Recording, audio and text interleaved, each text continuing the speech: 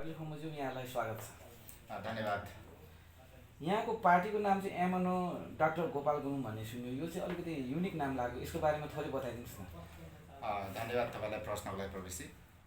यो अलिकति अनौठै छ सुन्दाखेरि होइन। MNO dash doctor Gopal Gurung भन्ने पार्टी छ, यो एउटा सङ्गठन हो।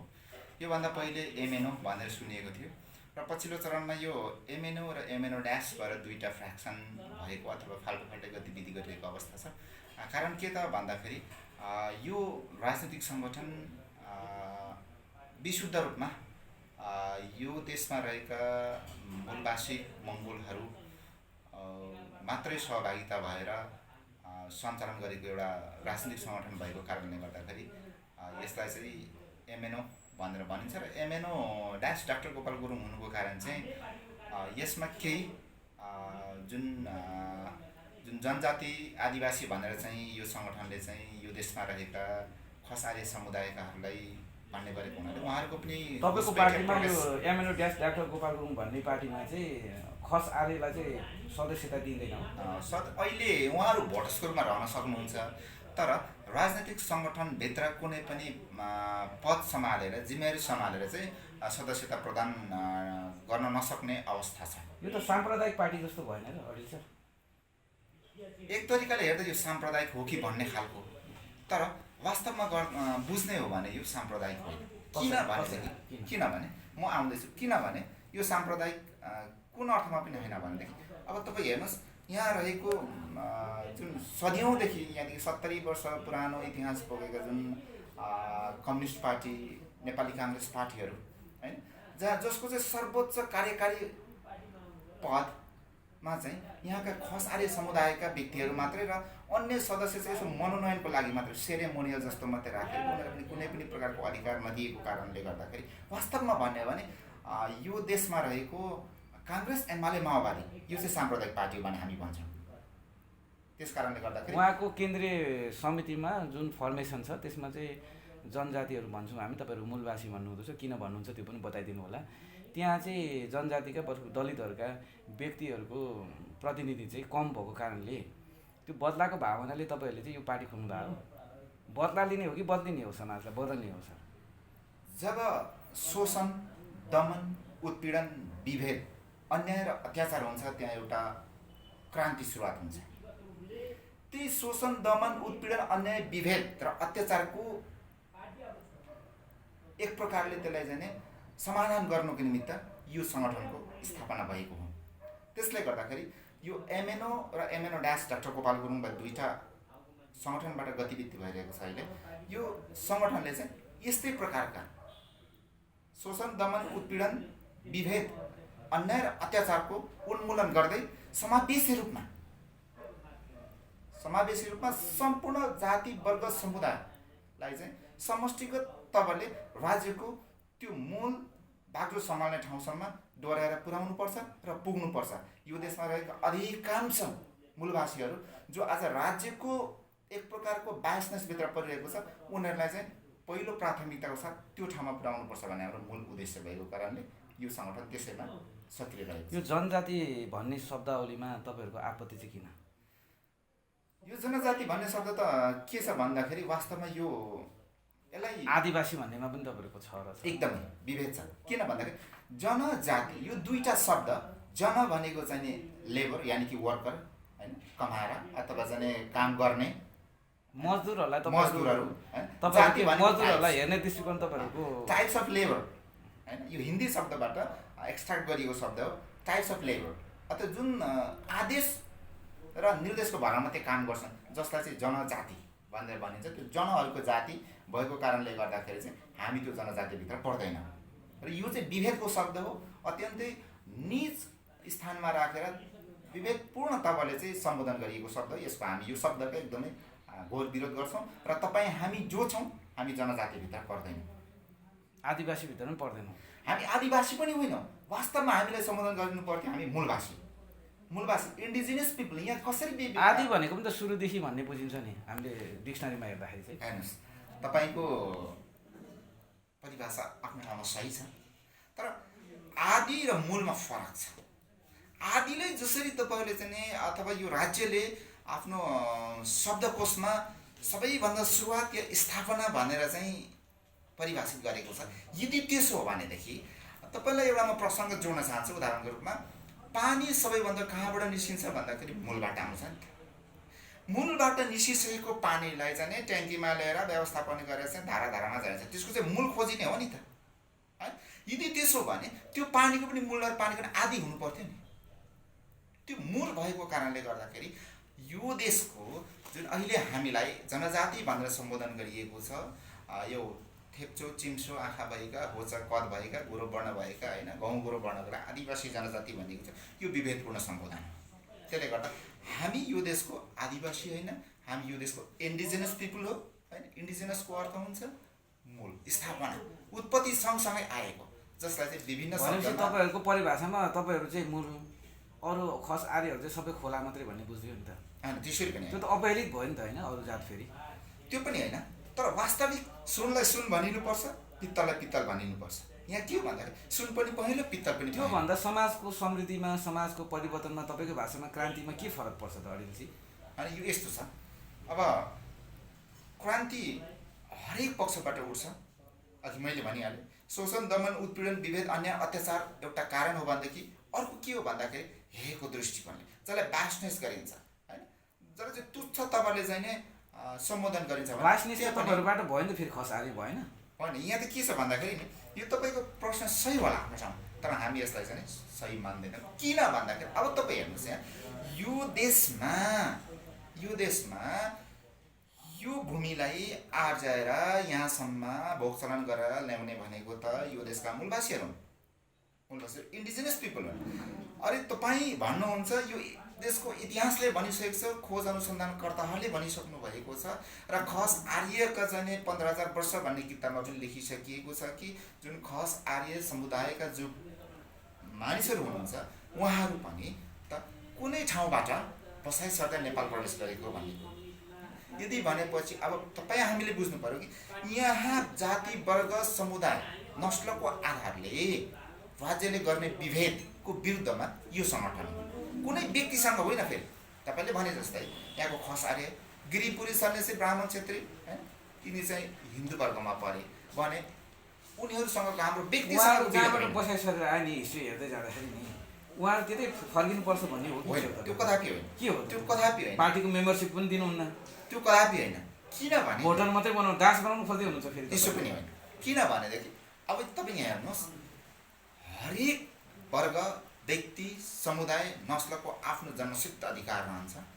त्यो जन्मसिद्ध अधिकार रहे सँगसँगै उसले संविधानले नै प्रदत्त गरेको आफ्नो मौलिक अधिकारहरू, आफ्नो राजनीति गर्न पाउने अधिकारहरू, आफ्नो नैसर्गिक अधिकारहरू प्रयोग गर्न पाउँछ। त्यो प्रयोग गरिरहँदाखेरि जबरजस्त रूपमा राज्यले बनाएको छ चाहिँ समावेशी रूपमा लानुपर्छ। यदि समावेशीको आधारले हेर्ने हो भनेदेखि यो देशमा रहेका लगभग 80% होइन मूलवासीहरू छन् नि त, खस आर्यभन्दा दोस्रो समुदायका, दोस्रो वर्गका, उहाँले भने जस्तो। तर उनीहरूको उपस्थिति राज्यमा खोइ त 80%। त्यहाँ विभेद छैन, त्यहाँ बासनेस गरियो नि त। त्यसले गर्दाखेरि यसको विरुद्ध जब हामी यो राज्यले गरेको विभेदसँग समान तरिकाले हाम्रो उपस्थिति हुँदैन, तबसम्म यो एमएनओले जुन गरिरहेको, एमएनओ ड्याक्स डाक्टर गोपाल गुरुङले गरिरहेको यो गतिविधि निरन्तर रूपमा अगाडि बढिरहन्छ। फेरि पनि उनीहरूसँगको व्यक्तिगत विभेद होइन, सामुदायिक विभेद होइन, राजनैतिक एजेन्डाको प्रतिवाद र प्रतिशोध भनौँ अथवा प्रतिस्पर्धा चाहिँ रहि नै रहन्छ। यो लोकतन्त्रप्रति, अहिलेको संविधानप्रति तपाईँहरूको धारणा के हो पार्टी? वास्तवमा यो संविधान हामीले त यानि कि यो एमएनओ र एमएनओ ड्याक्स डाक्टर गोपाल गुरुङले त विरोध गर्दै आएको हो, यसप्रति हाम्रो विमति छ। यो वास्तवमा यो संविधानले हामीलाई समेट्न सकेको छैन। यो देशमा रहेका जो मूलवासीहरूलाई समतामूलक तपाईँले सम्बोधन गर्नै सकेको छैन। किनभनेदेखि जहिले पनि यो कोठा छुट्याइन्छ। कोठा छुट्याउनु भनेको तपाईँ आफै हेर्नुहोस्, र सम्पूर्ण जो आज विभेदमा पर्नु भएको छ उहाँ हेर्नुहोस्, दिने र लिनेको हात फरक हुन्छ। दिनेले जहिले माथिबाट लिन्छ, लिनेले जहिले तलबाट लिन्छ। यो लिने र दिने प्रक्रिया नै गलत प्रक्रिया। जब ऊ यो देशको स्वतन्त्र नागरिक हो, सम्मानजनक तपाईँहरूले बाँच्न पाउनुपर्छ, जिउन पाउनुपर्छ, राजनीति गर्न पाउनुपर्छ भनेदेखि ती ठुला भनिएका र भनाउँदा दलहरूभित्र पनि उनीहरूको पनि उपस्थिति सम्मानजनकपूर्णले समतामूलक र सम अधिकारको आधारले हुनुपर्छ नि। उनीहरू चाहिँ कोटा छुटाइनुपर्ने, यो विभेद हो नि। त्यसो भए तपाईँ यो कोटा, समानुपातिक, समावेशी भन्ने जति पनि सिद्धान्तहरू छ नि, यो संविधानको चाहिँ उपलब्धि भनिन्छ नि, त्यसको पनि तपाईँहरू विपक्षमा हो तपाईँको पार्टी? एकदम बिल्कुल। यदि देशको स्वतन्त्र नागरिक अथवा चाहिँ सम अधिकार प्राप्त नागरिक सम्पूर्णलाई मानिन्छ र सबै नागरिक हो भने त्यसको विकल्प के त? त्यसो भए त्यसको विकल्पको रूपमा चाहिँ हरेक नागरिकलाई, यो देशमा चाहिँ आदिवासी जनजाति भनेर कोटा छुटाइएको छ नि, उनीहरूले यो कोटा प्रथा हटाइनुपर्छ। यो कोटाले नै विभेद सृजना गरेको छ। कसैलाई दलित भन्यो, कसैलाई पिछडा वर्ग, कसैलाई लोपोन्मुख जाति भन्यो, है, यहीँबाट विभेद सृजना छ। यो हटाइनुपर्छ र हरेक नागरिकहरूलाई जो समुदायगत हिसाबले अथवा आफ्नो जनसङ्ख्याको हिसाबले चाहिँ नि उसले पनि यो राज्यमा समावेश हुन पाउने खालको अधिकारको चाहिँ सुनिश्चित हुनुपर्छ। तब मात्रै यस्ता प्रकारका जुन विरोधका आवाजहरू र प्रतिशोधका विचारहरू सिर्जना हुँदैन। यो अन्तर्राष्ट्रिय अभ्यास प्र्याक्टिस हेर्दा पनि त यो त समानुपातिकहरू, कोटाहरू, आरक्षणहरू त छ त केही समयको लागि, सधैँको लागि चाहिँ ठिक छैन, तर निश्चित समयको लागि, अवधिको लागि त यो ठिक छ भन्ने नि प्र्याक्टिसले के अरे त्यो सफल देखाएको छ नि त। त्यो ठिक छ, राम्रो छ, तर हुने नहुने भन्ने हो तपाईँहरूको कि केही समय हुँदा हुन्छ? हुनुपर्छ। यदि हुँदाखेरि नम्बर 1 हुने हुँदैन, सबै नागरिक बराबर हो भने किन कोटा छुट्याइनु? त्यो कोटाले विभेद सिर्जना गर्यो, यसलाई द्वन्द्व सिर्जना गर्यो।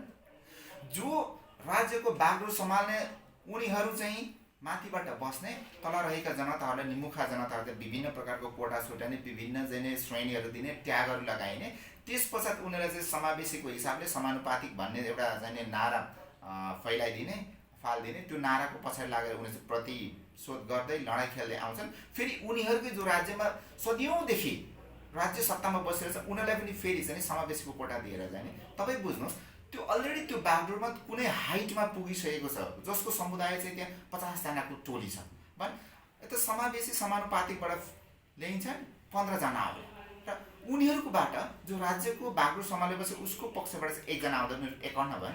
51 र 15 त जहिले पनि विभेदमा पर्छ नि त, अल्पमतमा पर्यो नि त। त्यसले गर्दा यो कोटा प्रणाली जुन छुट्याएछ यो एकदम फरक र गलत प्रकृति हो र प्रवृत्ति नै गलत छ। तपाईँहरू त राष्ट्रिय झन्डा पनि बेला बेलामा जलाएको देखिन्छ, बडो अराजकता जस्तो देखिन्छ नि तपाईँको पार्टी पनि अराजकवादी जस्तो देखिन्छ। के भन्नुहुन्छ यसमा? यो नेपालको झन्डा पनि नमान्ने, नेपालको संविधान पनि नमान्ने, चुनाव पनि बहिष्कार गर्नुहुन्छ क्या तपाईँहरू?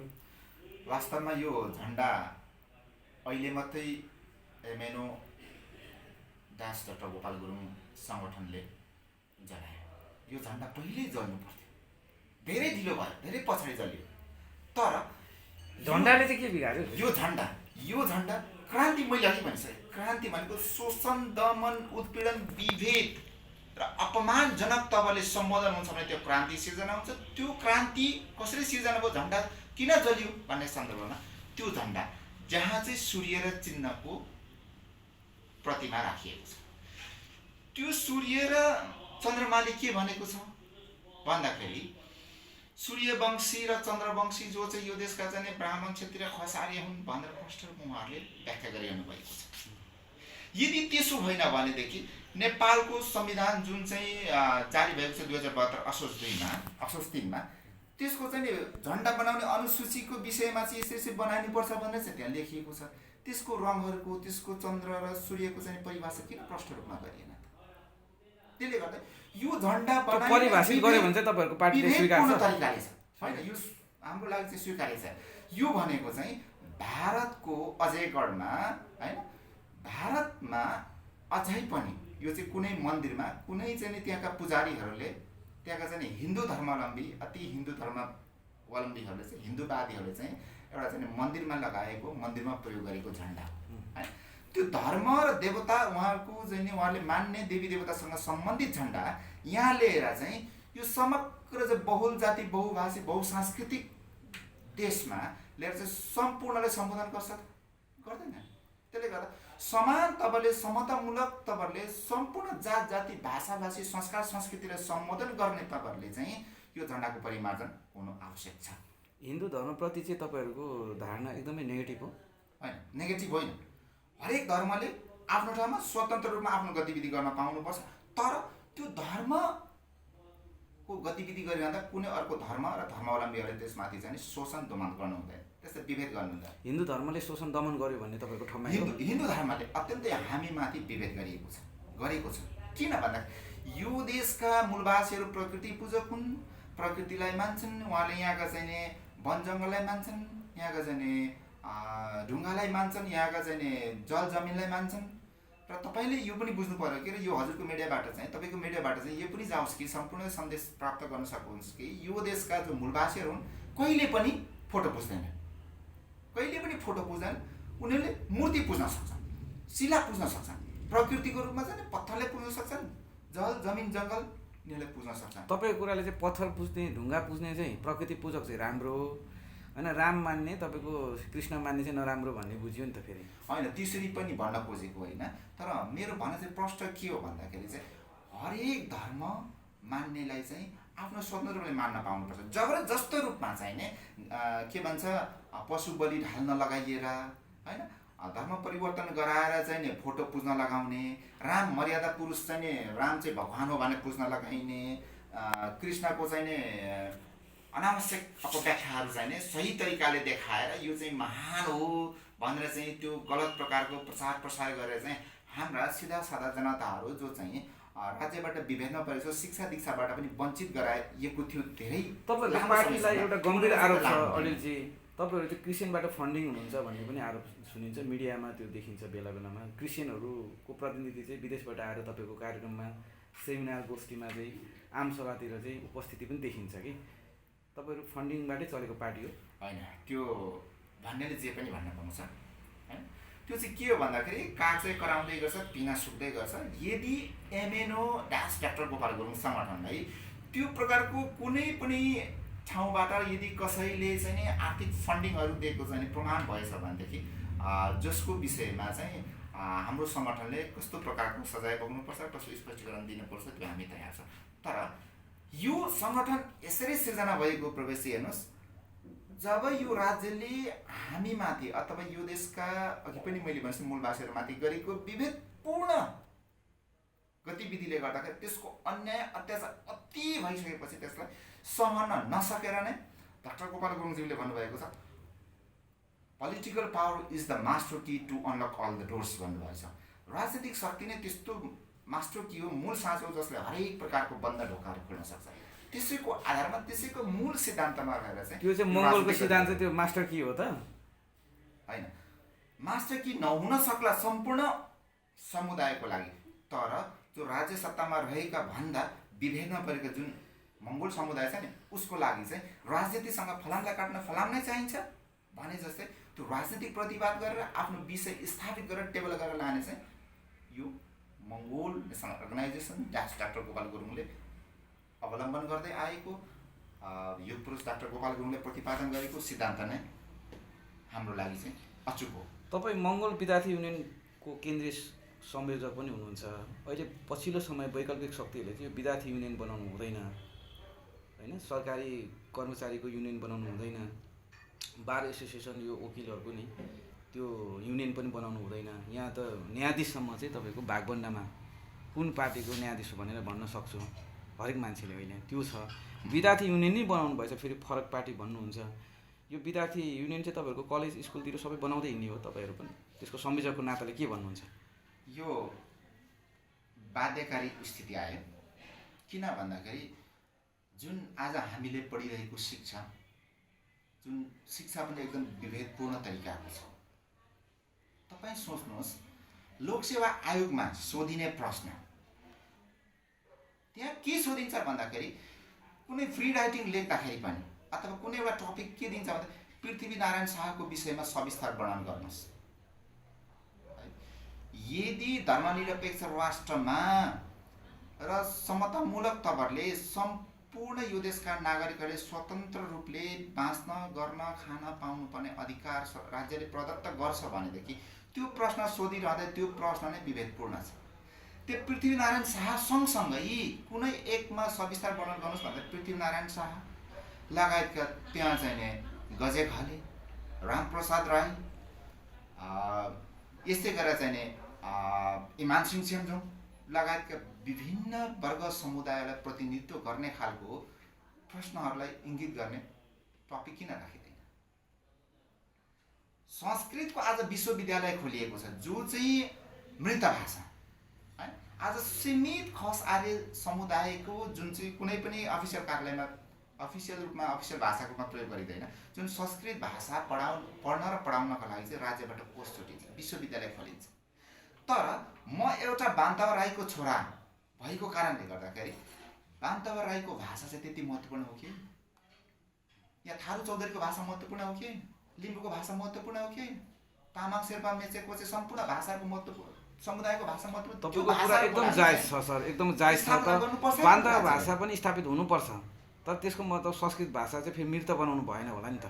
होइन, सम्पूर्ण भाषालाई सम्मानजनक तवरले सम्बोधन गर्नुपर्छ, राज्यले स्थान दिनुपर्छ। र यो मङ्गोल विद्यार्थी युनियन किन स्थापना भयो भन्दाखेरि यो देश भनेको बहुल जाति बहुल भाषी राज्य भएको कारणले ती हरेक भाषाहरूलाई चाहिँ नि कम्तीमा प्राइमरी लेभलसम्मको शिक्षामा पाठ्यक्रम तयार गरेर त्यसो भए यो चलिरहेको पसल र तपाईँको पसल के फरक भयो त? तपाईँको के अरे उसले पनि एमाले माओवादी काङ्ग्रेसले पनि विद्यार्थी युनियन बनाउँछ, तपाईँहरू पनि बनाउनु हुँदो रहेछ होइन? त्यो चाहिँ यस्तो छ, ठिक छ, उहाँहरूले पनि बनाउनु भएको छ, हामीले पनि बनायौँ, तर उहाँहरूको राजनीतिक एउटा समर्थनबाट राजनीतिक पार्टीले सिर्जनाको विद्यार्थी सङ्गठन उनीहरूको विषय के हो भन्दाखेरि आफ्नो जुन मूल सङ्गठनको सपोर्टमा आन्दोलन गरेर विद्यालयमा तोडफोड गर्ने आफू र आफ्ना पक्षका विद्यार्थीहरूलाई चाहिँ नै विभिन्न प्रकारका कोटा लगायतका विभिन्न सेवा सुविधा दिलाउने। तर मङ्गोल विद्यार्थी युनियनले त्यो कता पनि गर्दैन। मङ्गोल विद्यार्थी युनियनको एउटै मात्र एजेन्डा के हो भन्दाखेरि यो देशमा रहेका सम्पूर्ण भाषाभाषी सम्पूर्ण भाषाहरूको पनि पाठ्यक्रम तयार भएर राज्य स्तरबाट अनुमोदित भएर चाहिँ कम्तीमा primary level, lower secondary level हुँदै होइन कलेज लेभल, युनिभर्सिटी लेभलसम्म पनि उनीहरूको पनि भाषा पढाइनुपर्छ, पाठ्यक्रम तयार गरिनुपर्छ र जुन गरेर जाने वातावरणको सिर्जना हुनुपर्छ भन्ने सवालमा चाहिँ यो मङ्गोल विद्यार्थी युनियन स्थापना गरिएको। तपाईँहरूको पार्टीको मार्गदर्शक सिद्धान्त चाहिँ के हो त? तपाईँहरू लेफ्टिस्टलाई बढी मान्नुहुन्छ कि राइटिस्टलाई बढी होइन? अब यो चाहिँ के छ भन्दाखेरि अहिले यहाँ विभिन्न प्रकारका वादहरू आए होइन, माओवाद, टेक्ने ठाउँ त मार्क्सवाद, विभिन्न प्रकारका वादहरू आए। यो विभिन्न प्रकारको पुँजीवाद आयो, अहिले समाजवादका कुराहरू आएको छ। मङ्गोल नेसनल अर्गनाइजेसन डाक्टर गोपाल गुरुङले प्रतिपादन गरेको एउटै वाद हो, त्यो के हो भन्दाखेरि समुन्नत मङ्गोल राष्ट्रवाद। समुन्नत मङ्गोल राष्ट्रवाद यो देशमा रहेको यानि कि यो संसारमा रहेका मानिसका नस्लहरू भनेको चाहिँ समग्रमा चाहिँ निग्रोस, मङ्गोलोइड र ककसियनहरू छन्।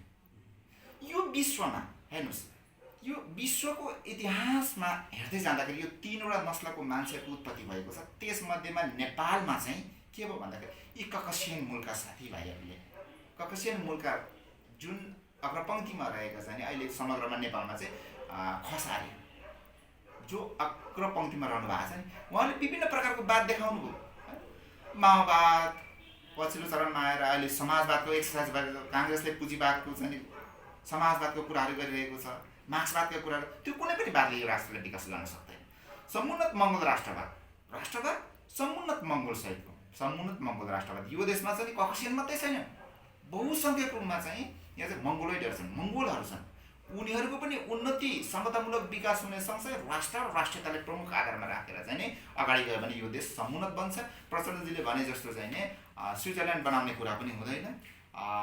अनि चाहिँ नि विभिन्न दलका पार्टीहरूले अमेरिका बनाउने जस्तो, सिङ्गापुर भन्ने केपी ओलीले भने जस्तो सिङ्गापुर बनाउनु पर्ने सपना पनि बाँड्नु पर्दैन।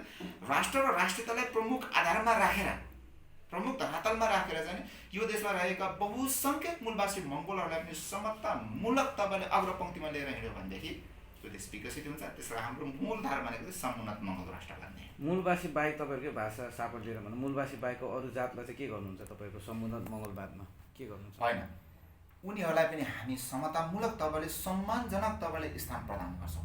तर त्यो युगले माग्छ, युगले जब माग्छ, समयले जब माग्छ, तब उहाँहरूको पनि त्यो ठाउँमा सङ्गठनभित्र नै नभए तापनि राष्ट्र र राष्ट्रियताको आधारले उहाँहरूको पनि सम्बोधन हुन्छ। यहाँ त के हुइम फैलाइएको छ भन्दाखेरि Mongol national organisation doctor Gopal Gurung यानि कि डाक्टर गोपाल गुरुङका चाहिँ फलोवर्सहरूले यो देशमा रहेका खस आर्यहरूलाई चाहिँ नै काँसी नै लखाट्ने, इन्डिया नै प्रवेश गराउने, जताबाट आएको थियो उतै जाने भने यो कदापि पनि होइन। यो भ्रम मात्रै हो। यो चाहिँ नै कल्पित तपाईँहरूले हाम्रो सङ्गठनलाई नकारात्मक तपाईँले व्याख्या गरेको मात्रै हो, जुन कुनै भिजिलान्तीहरूले अथवा कुनै प्रयोग गरेका 2-4 व्यक्तिहरूले यो गरेको हुनसक्छ। यो कदापि पनि यो सङ्गठनको हामी अन्तमा छौँ। यो चुनावी सरगर्मी बढिरहेको छ होइन, तपाईँको पार्टीले चाहिँ चुनावलाई उपयोग गर्छ कि बहिष्कार गर्छ? अत्यन्तै राम्रो प्रश्न सोध्नुभयो प्रोफेसर, धन्यवाद। मङ्गोल नेसनल अर्गनाइजेसन डाक्टर गोपाल गुरुङले जुन अहिलेको यो निर्वाचन छ यसलाई केन्द्रीय सभा, सर्वोच्च सभाले चाहिँ बहिष्कार गर्ने निधो गरेको छ। सङ्गठनको सर्कुलर हो, हामीले त्यही अनुसरण गर्दै त्यही अनुमोदन गरेर आएको हुनाले चाहिँ यो पटकको निर्वाचनमा हामी सहभागी हुन सकेनौँ अथवा यो निर्वाचनलाई बहिष्कार गर्छौँ। किनभनेदेखि फेरि पनि यो निर्वाचनले हाम्रो माग र मुद्दालाई सम्बोधन गर्न नसक्ने अवस्था देखिएको कारणले यो पार्टी, यो हाम्रो राजनीतिक सङ्गठनले चाहिँ यसलाई बहिष्कार गरेको छ। अर्को समूहले चाहिँ तपाईँहरूकै पार्टीको अर्को समूहले चाहिँ चुनावलाई फेरि स्वीकार गरेको देखिन्छ नि। एमएनओले स्वीकार गरेको देखिन्छ। त्यसमा अलिकति पृथकपन्न के छ भन्दाखेरि तपाईँहरूको त चुनाव चिन्ह पनि छैन, तपाईँहरू अवैधानिक भन्नुहुन्छ उहाँहरूले। यो यस्तो छ, एमएनओले चाहिँ अलिकति गतिविधि उहाँहरूको चाहिँ फरक धारबाट आउनु भएको छ। उहाँहरू आफूलाई संशोधन गरेर जानु भएको छ।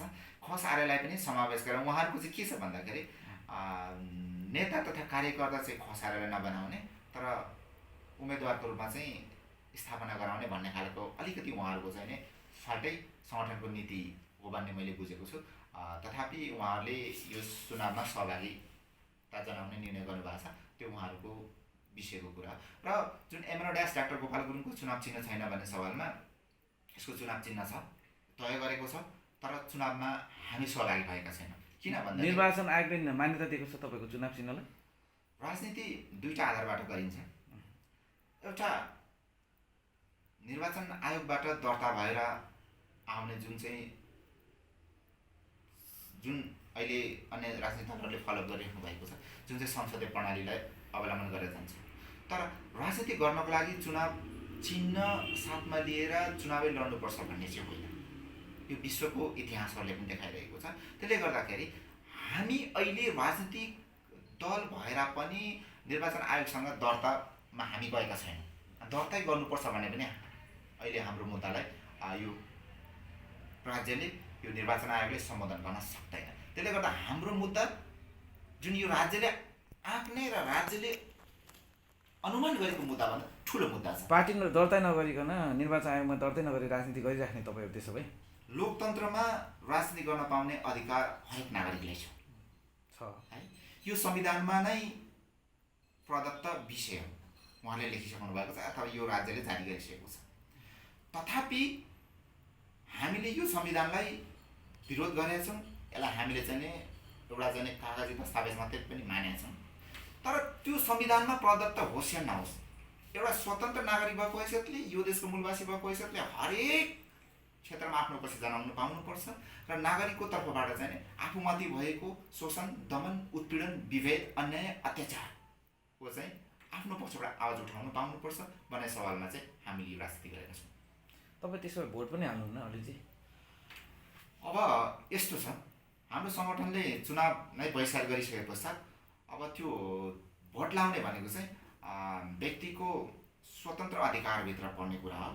हाम्रो सङ्गठनभित्र भएका कतिपय सङ्गठनका साथीहरूले स्वतन्त्र नागरिकको हैसियतले कुनै पनि पार्टी पङ्क्तिमा कुनै पनि झन्डामुनि रहेका चुनाव चिन्हहरूलाई नभएर होइन, कुनै स्वतन्त्र व्यक्तिहरू जसले चाहिँ हामी र हाम्रा सङ्गठनसँग मिल्न सक्ने खालको मुद्दाहरू उठाउनु भएको छ भने उहाँहरूले स्वेच्छाले भोट लगाउन सक्नुहुन्छ। त्यसमा हामी भोटै आफ्नो मताधिकारै प्रयोग गर्न पाउँदैनौँ भनेर पनि हामी त्यसलाई चाहिँ बन्देज गर्दैनौँ। भोटै हाल्नु पर्यो भने चाहिँ कस्तो व्यक्तिलाई हाल्नु पर्ला तपाईँ जतिको सचेत नागरिकले भन्नुपर्दा? होइन, भोटै हाल्नु पर्दा चाहिँ साँच्चै नै भन्नुपर्दाखेरि, नठाटी भन्नुपर्दाखेरि यो देश सदियौँदेखि नठाटी भन्नुपर्दा सदियौँदेखि, फेरि पनि भन्छु सदियौँदेखि ककसियन, जसलाई चाहिँ नेपालमा चाहिँ खस आर्यहरूको पन्जाभित्र छ, राज्यको बाक्लो नै उनीहरूले सम्हालेर राखेको छ र जसका इमान्दार कार्यकर्ताहरूले हाम्रो समुदायभित्र छिरेर उनीहरूको बचाउको निमित्त, उनीहरूको नुनको सोझोको निमित्त विभिन्न चुनाव चिन्हहरू लिएर आएको म देखिरहेको छु र यो अनुभव भइरहेको चिज हो। तर ती र त्यस्ता चुनाव चिन्ह लिएर आउने राजनीतिक दलहरूभन्दा जो स्वतन्त्र रूपमा यो राष्ट्र र राष्ट्रियता बचाउँदै यहाँका नागरिकहरूको मुख्य चाहना बेसिक निड्स भन्छ नि, घाँस पास कपास भन्दा पनि यहाँ चाहिरहेको जनताको आजको आवश्यकता के हो त, त्यसलाई सम्बोधन गर्ने खालको जो कोही स्वतन्त्र उम्मेदवारहरूलाई भोट दिन हाम्रो सङ्गठनका जो साथीहरू हुन्छ उनीहरूलाई पनि बन्दी हामी गराउँदैन। यदि चाहिँ भनेपछि धरान उपमहानगरपालिकामा यसपालि हुने स्थानीय तहको चुनावमा चाहिँ स्वतन्त्र उम्मेदवारलाई तपाईँले नैतिक रूपमा भोट हाल्न सक्नुहुन्छ भन्ने हो?